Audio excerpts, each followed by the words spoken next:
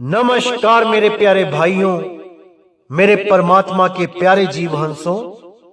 मैं सतगुरु बंदी छोड़ से यही अरदास करता हूं कि आप सब मेरे भाइयों का विवेक पहले से ज्यादा और ज्यादा और ज्यादा से ज्यादा बढ़ता ही जाए और ऐसी कोई दुविधा ना रहे जो आपको 1% भी भ्रमित कर पाए।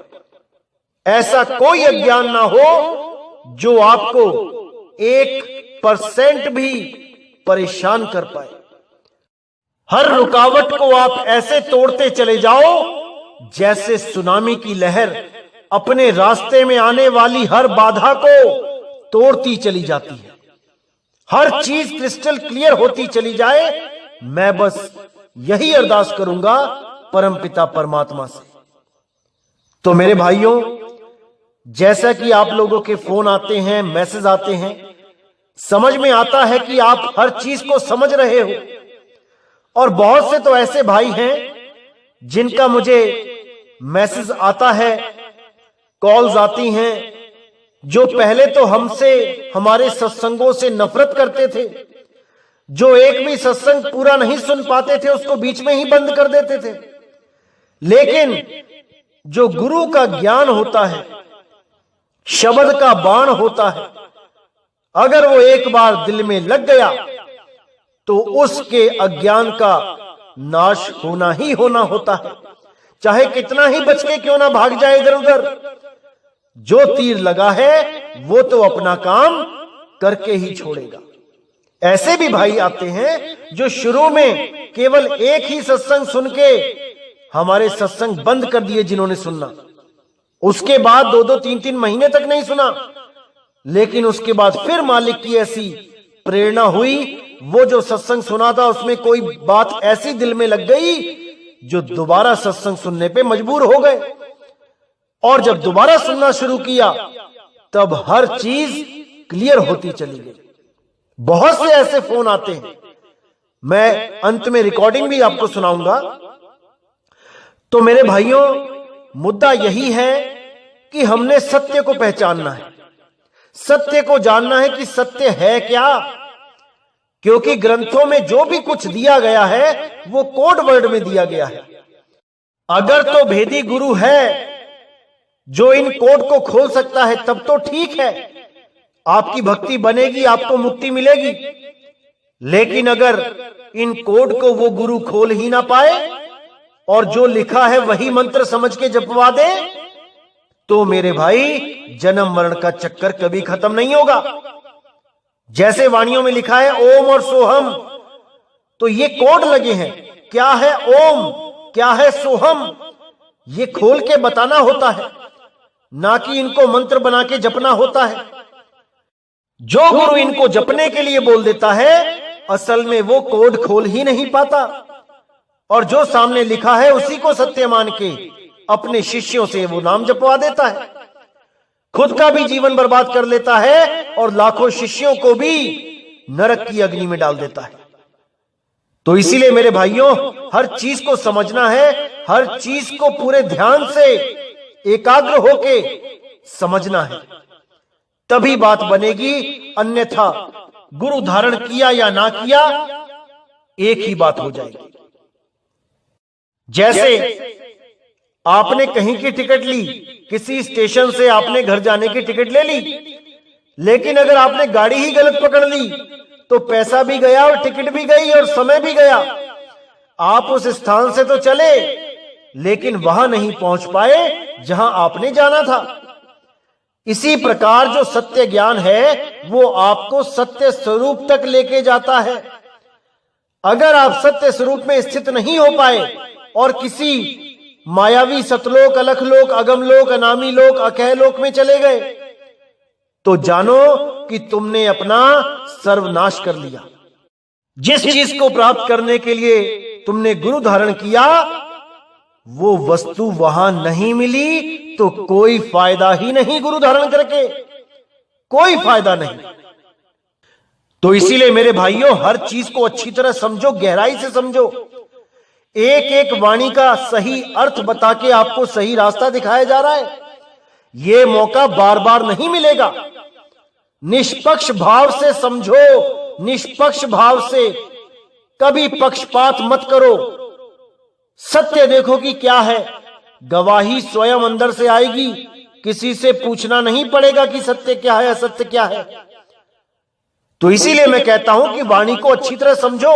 ये वाणियां मैंने घर में नहीं बनाई बैठ के, ये परमात्मा ने आप लोगों के लिए लिखवाई हैं, ताकि सही समय आने पर उसके बच्चे उसकी असली, उसके मूल ज्ञान को समझकर जन्म मरण से मुक्त हो सकें। ये इसलिए लिखवाई गई है। तो आज की वाणी हम लेंगे कबीर सागर से।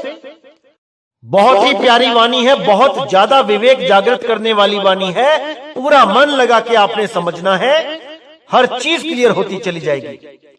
तो क्या कहती है वाणी? जो कोई शब्द का खोजी होई, ता कहां भेद बतावहु सोई। एक मन एक चित जाकर होई, ना कह ज्ञान न भावहु सोई।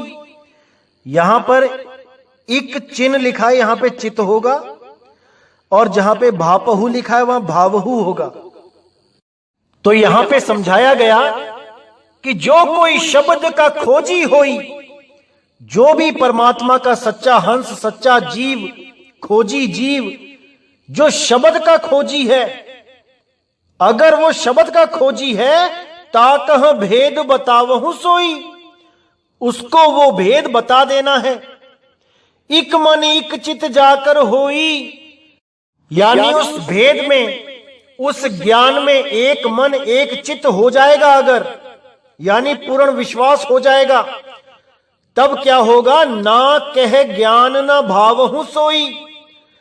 यानी जितना भी ये कह ज्ञान है, कह ज्ञान यानी बोलने में जो आता है, जितने भी अक्षर आते हैं, जितने भी शब्द बोलने में आते हैं, ना कह ज्ञान ना भावहु सोई, उसको ये कह ज्ञान यानी अक्षर ज्ञान नहीं भाएगा। वो जप तप से न्यारा हो जाएगा। दो प्रकार का ज्ञान होता है, बताया था आपको, एक कह ज्ञान, एक अकह ज्ञान। तो कह ज्ञान यानी अक्षरों का ज्ञान उसको बिल्कुल नहीं भाएगा। तो आगे कहते, द्वितीया मन जाही कर भाई, तासो राखो भेद छिपाई। जो गुरु सो कोई अंतर राखा, धर्म राय मुगदर सोई चाखा।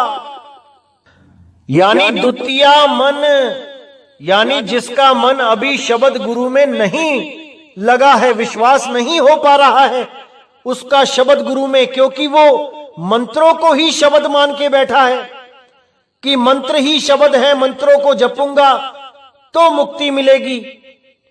वहां पर उसका द्वितीय भाव हो जाता है, यानी दो भाव हो जाते हैं। वो समझ तो रहा है कि शब्द गुरु कोई चीज है, लेकिन उसका मन कहां अटका पड़ा है? 52 अक्षरों में। द्वितीया मन जाही कर भाई, तासो राखो भेद छिपाई। जो अभी पूर्ण विवेकी नहीं हुआ, पूरा विश्वास जिसको नहीं हुआ, पूरा अटल नहीं हुआ ज्ञान पे, उसको अभी भेद मत बताओ, छिपा के रखो, उसको 52 अक्षर ही नाम दे दो। जैसे बोला था, शब्द माही जब निश्चय आवे, ताको ज्ञानी अगाध सुनावे। कि जब शब्द में निश्चय आ जाएगा, कि निश्चय हो गया कि शब्द ही गुरु है, तब उसको अगाध ज्ञान देना चाहिए, नहीं तो उसको 52 अक्षर ही दो। धीरे धीरे धीरे धीरे उसको ज्ञान समझाते रहो। जब उसको पूर्ण बोध हो जाए तो उसको शब्द गुरु का भेद बता दो। तो कहते हैं, जो गुरु सो कोई अंतर राखा, धर्म राय मुगदर सोई चाखा।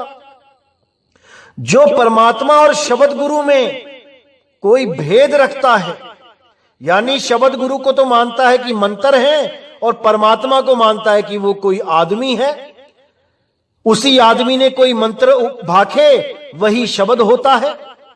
यानी कबीर साहब ने कोई शब्द उच्चारण किए तो कबीर साहब परमात्मा है, और जो शब्द उच्चारण किए वो मंत्र है, वो शब्द गुरु है। कुछ लोग ऐसा सोच के बैठे हैं। उनके लिए बोला कि जो गुरु सो कोई अंतर राखा, धर्म राय मुगदर सोई चाखा। यानी जो शब्द और परमात्मा में अंतर समझते हैं, उनके लिए धर्म राय का मुगदर पड़ा है, मुगदर। और वही मुगदर वो चखेगा, अंत समय में मारा जाएगा। तो आगे कहते हैं, गुरु की महिमा अगम है, अकह कही नहीं जाए, गुरु पद रज ही में धरे, सत्य लोक कह जाए। कि गुरु की महिमा अगम है, वो कहने में नहीं आती, वो अकह है। और गुरु पद रज ही में धरे, सत्य लोक कह जाए। जो गुरु को अपने हृदय में स्थान दे देता है, शब्द गुरु को, वो अपने सत्य लोक को यानी अपने सत्य स्वरूप में वो सुरत सदा के लिए समा जाती है। तो आगे कहते हैं, सत्य लोक सतगुरु को बासा, ब्रह्म कीन गुरु माही निवासा, गुरु के चरण रहे लवलाई, ताकि महिमा वर्ण न जाई। यानी जो सतलोक है वो सतगुरु के वास को ही बोला गया है। जहां पे सतगुरु वास करता है, यानी जहां पे शब्द गुरु है, उसी को सतलोक बोला गया है। उसी में सुरत को समाना है।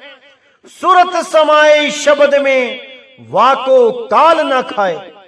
तो कहते हैं, सत्यलोक सतगुरु को वासा, ब्रह्म कीन गुरु माही निवासा। कि वो परमात्मा, यहां ब्रह्म परमात्मा के लिए संकेत किया गया है। ब्रह्म कीन गुरु माही निवासा, कि वो परमात्मा स्वयं गुरु रूप में आपको ज्ञान देता है। इस तीन लोक में आपको नामदान देके यहां से सदा सदा के लिए छुड़वा के ले जाता है। गुरु के चरण रहे लवलाई, ताकि महिमा वर्ण न जाई। जो गुरु के चरणों में अपने चित्त को लगा लेता है, उसकी महिमा बोली नहीं जा सकती।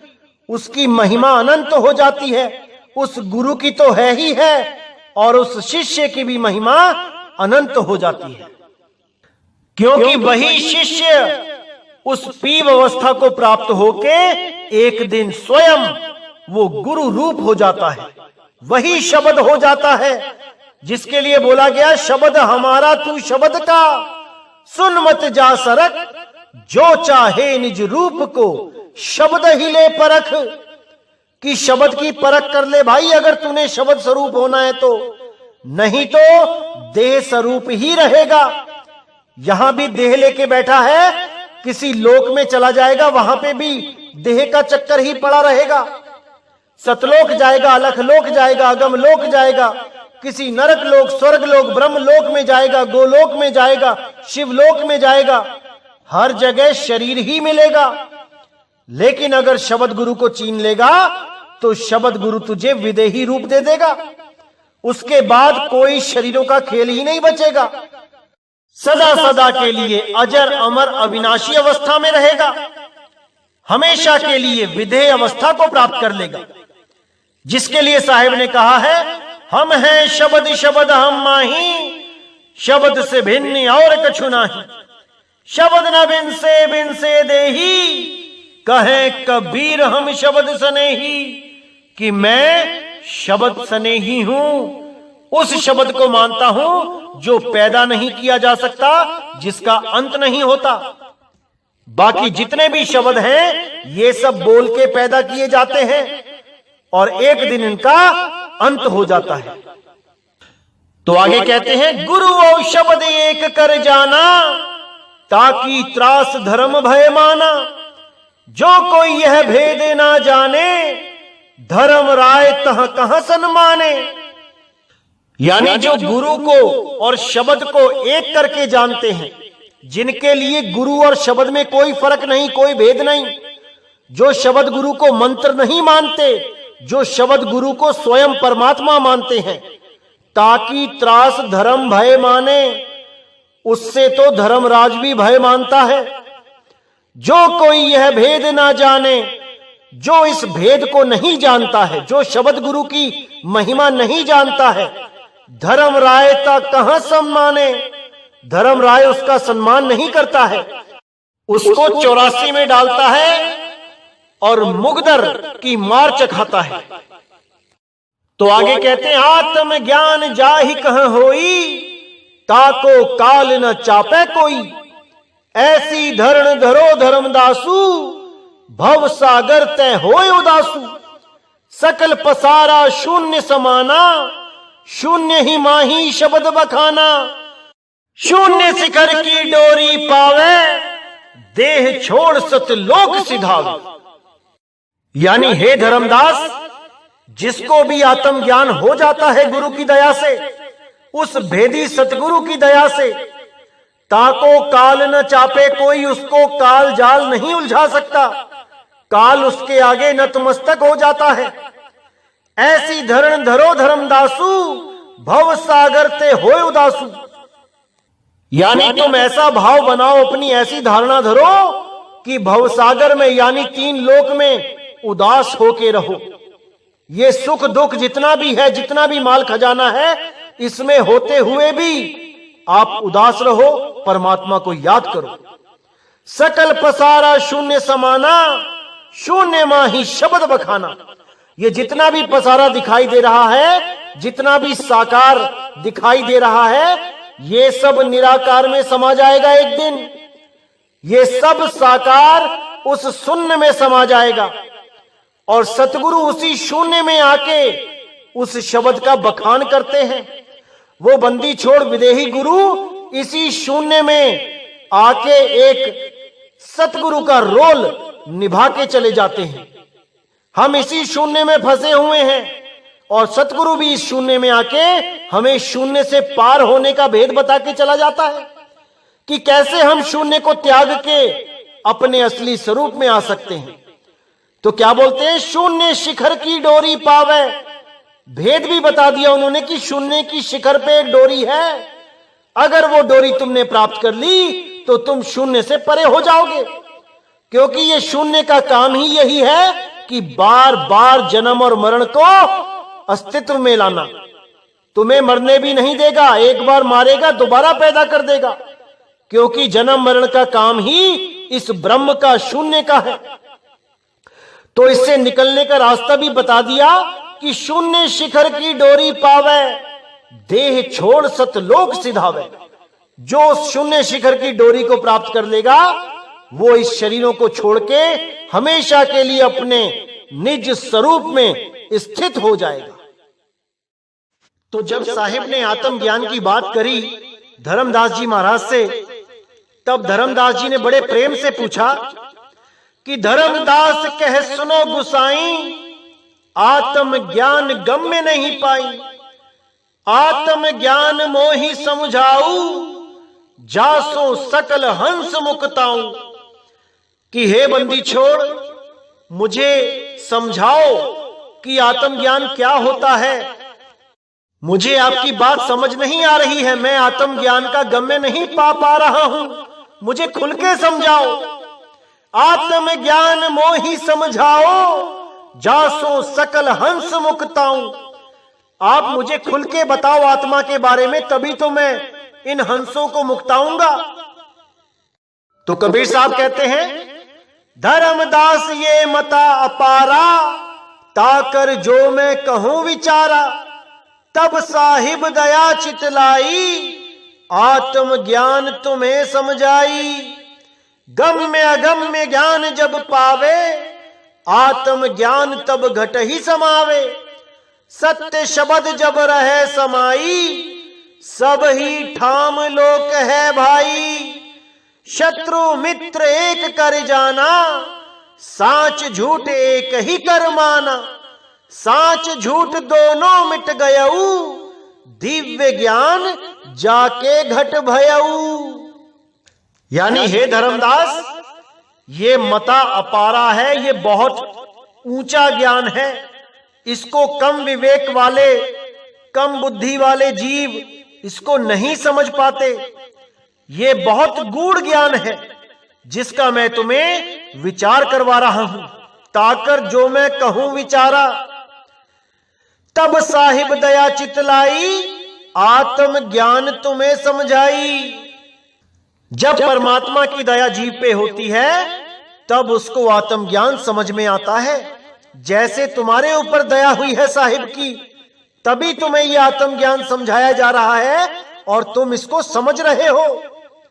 गम्य अगम्य ज्ञान जब पावे, आत्म ज्ञान तब घट ही समावे।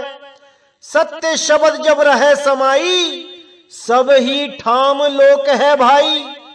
यानी गम अगम का ज्ञान जब पता लग जाता है, हर चीज समझ में आने लग जाती है, ये परा और अपरा ज्ञान समझ में आने लग जाता है, तब आत्म ज्ञान घट में समाता है। कुछ लोग आत्म ज्ञान को और जीव ज्ञान को समझ नहीं पाते। उनको लगता है जहां पे मैं आत्मा बोल रहा हूं, वहां पे मैं जीव की तरफ बात कर रहा हूं। ऐसा नहीं है भाई। आत्मा में और जीव आत्मा में जमीन आसमान का अंतर है। आत्मा अलग है, जीव आत्मा अलग है, ब्रह्म आत्मा अलग है, जिसको विश्वात्मा बोला जाता है। जो पूरे विश्व में व्याप्त है, ब्रह्म है, वो जीव आत्मा से ऊपर की अवस्था है।